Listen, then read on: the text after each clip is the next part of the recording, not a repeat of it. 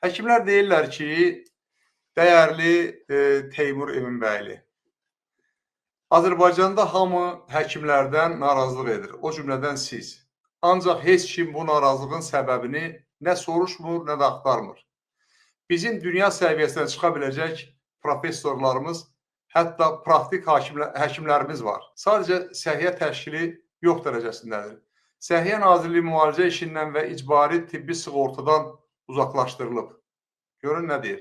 Səhiyyə Nazirliyi, çünki 3 dənə struktur var da, Səhiyyə Nazirliyi müalicə işindən və icbari tibbi sığortadan uzaqlaşdırılıb. Təbib və Bakı Baş Səhiyyə Mərkəzi yaradılıb. Bunlara da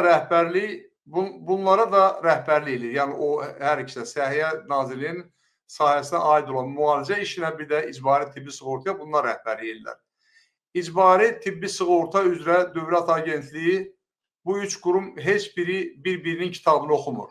Yəni 3 qurum var və bunlardan heç biri bir-birinin kitabını oxumur. Hər biri necə bilirsə elə də qərar verir. Ölkədə anarxiyadır, dəyərli dostlar. Ölkədə anarxiyadır, özbaşınalıqdır, başıboşluqdur, idarə eləmək yoxdur, ona görə də belə olacaq. Deməli, icbari tibbi sığortanın rəhbəri Əliyev Zaur Paşa Holdingin sığorta şirkətindən gətirib oturtdular bu adamı icbari tibbi sığortanın rəhbərliyində. Onların yaratmaz fəaliyyəti əsasında səhiyyə sistemi iflic vəziyyətdədir. Bunu tibb işçiləri yazırlar dostlar. Həkimlər yazırlar ki, ay qardaş, ay Teymur Eminbəyli, bizi niyə söyürsən, ay qardaş? Bu millət bizdən niyə narazı verir? Bizim başımıza oyunu gətirən bunlardılar. İlham Əliyev də onun sülaləsidir, Paşa Holdingdir. Bax, deyirlər. 1. Xəstəxanaya xəstə yerləşdirmə müşkül bir problemdir. Təcili yardım deyir, bizə yer verilmir. Biz stasionara xəstə apara bilmirik. Poliklinikalardan göndərişlə göndərilən xəstələr isə günlərlə, həftələrlə xəstəxanaya qəbul olunmur. Poliklinikalarda vəziyyət daha azalacaqlıdır. Baş həkimlər nə bilir, onu da edirlər. Baş həkimlər hakimlik edirlər.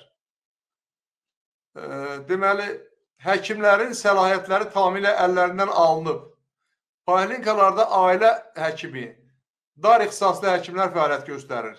Bir də qondarma ixtisas həkimi ştatı yaradıblar.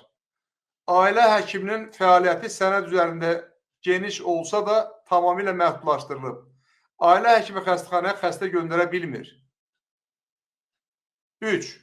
Xəstəxanalarda xəstələr MRT, KT, UZI müayinəsi keçmək üçün həftələrlə növbədə gözləməli olurlar. Bunu yazanlar həkimlərdir, dostlar. Qulaq asın diqqətlə, xahiş edirəm. Qulaq asın və yayın bunu, paylaşın. Bunu yazanlar həkimlərdir ki, bax, bizim başımıza nə oyunlar gətirirlər. Siz də bizdən, ay Teymur Eminbəyli, bizdən narazı verirsiniz. Bizdən, nə bilim, mən deyirsiniz ki, səbəbini niyə soruşursunuz bizdən? 4. Poliklinikalarda qan, sidik nümunələri götürülür, müayinə olunmaq üçün özəl klinikaya, referansa göndərilir. Sığortanın pulu da həmin klinikaya köçürülür. Soruşan, maraqlanan yoxdur ki, niyə dövlət poliklinikasının analizləri özəl klinikada yoxlanılmalıdır? Bu, elə poliklinikanın özündə niyə təşkil olunmur? 5. Həkimlərin əsas da ailə həkimlərinin xəstə müayinə etmək üçün heç bir şəraiti yoxdur. Ailə həkimlərinə 500 AZN, dar ixtisaslı həkimlərə 800 AZN sığorta maaşı verilir. Baxın, 500 manatla, 800 manatla bu necə dolanmalıdır? Qulaq asın, bunu həkimlər yazırlar. Ən biabırçı vəziyyət isə poliklinikalarda həkimlərdən 50 AZN, tibb bacılarından 10 AZN aylıq haqq yığılması. Bu da gedir harada, dostlar? 50 AZN, deməli, yığılır həkimlərdən, tibb işçilərindən də 10 AZN yığılır, gedir Heydər Əliyev fonduna. Ailə həkiminin qəbuluna gələn bir pasiyent üçün sığortadan həmin həkimin adına 26 AZN pul silinir. Başa düşürsünüzmü? Ailə həkiminin qəbuluna gələn hər bir pasiyent üçün sığortadan həmin həkimin adına 26 AZN pul silinir. Bu puldan ailə həkiminə bir qəpik belə verilmir. Dar ixtisaslı həkimlərə isə 2-3 aydan bir hər xəstə qəbulu üçün 0,76 AZN, yəni 76 qəpik bonus verilir. Hər xəstə üçün, deməli, bax, o dar ixtisaslı həkimlərə 76 qəpik pul verilir, bonus verilir. Azərbaycan üzrə bir gündə ailə həkiminə müraciət edən pasiyentlər üçün ayrılan 26 AZN-i hesablamağı insan beyni bacarmaz. Heç kim bilmir bu qədər pul hara gedir. Elektron səhiyyə və elektron resept sistemi yaradıblar. O da yaratmaz səhiyyədə həkimə heç bir şərait yaratmadan iş tələb edirlər. İnternet sistemi bərbad vəziyyətdədir. Vaxtında işləmir. Elektron sənəd yazmaq üçün poliklinika üzrə bir köhnə kompüter var. Hər poliklinika üzrə bir köhnə kompüter var. O da işləməsə ondan yaxşıdır. Bir elektron sənəd yazmaq üçün həkim iş vaxtını ona sərf edir və xəstə qalır kənarda, sonda həkim günahkar olur. Xəstə həkimlər narazı qalır. Ona görə də deyirlər ki, Azərbaycanda yaxşı həkimlər yoxdur. 6. Kadr siyasət çox pis vəziyyətdədir. Baş həkimlərin 70-80% özəl universitetlərin tibb fakültələrindən diplom alan adamları olan cavan xanımlardır. Kiminsə şeyləridir, yəni fahişələridir. Tibb universitetini oxumayıblar. Ona görə də həkimlikdən müalicələr xəbərləri yoxdur. İdman Akademiyasını qurtarıb 3 aylıq masaj kursu keçən adamı yeni klinika kimi böyük xəstəxananın direktor müavini təyin ediblər. İqtisad Universitetini oxuyub qurtaran adam Milli Onkologiya kimi böyük bir mərkəzin direktor müavinidir. Bugünkü səhiyyə sistemində adamsız, rüşvətsiz heç bir iş görmək mümkün deyil. Ona görə də səhiyyəmiz iflic vəziyyətdədir. Əczaçılıq 7. Aptek fəaliyyəti daha biabırçı vəziyyətdədir. Əczaçılıq sahəsi 2 nəfərin insarındadır. Avromed şirkəti buna rəhbərlik edir Feyziyev Cavanşir və Azərmed şirkəti buna da rəhbərlik edir Kəmaləddin Qafarov. Hər ikisinə də mandat verib oturdurublar Milli Məclisdə.